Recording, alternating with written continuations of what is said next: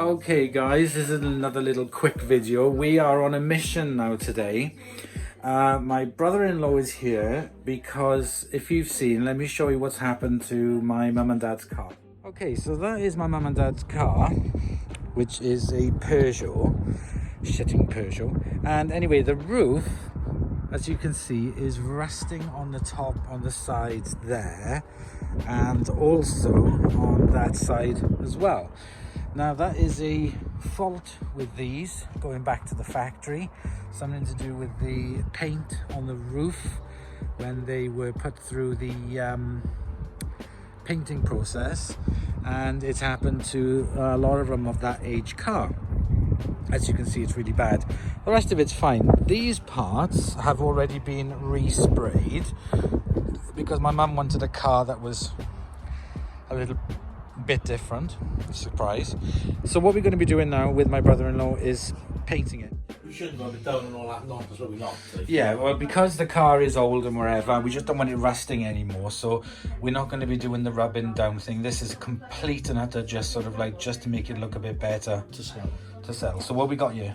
This is the paint colour. Okay. Just white, isn't it? This is white, yeah.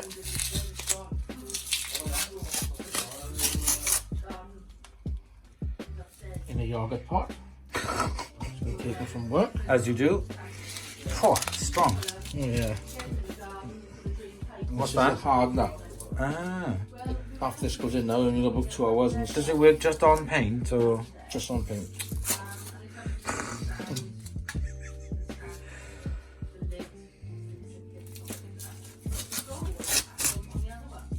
What is hardener? Is it what is that?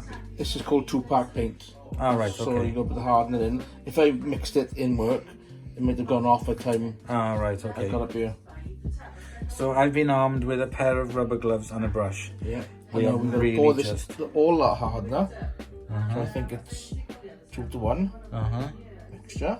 And we're going to mix that very well with something. So we need something now to mix that very well with. Well, there is something, but it'll be too big for the pot. Hang on.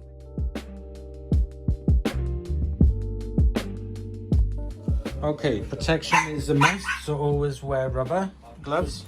And a mask. And a mask. Yeah. But we're outside, so we're alright.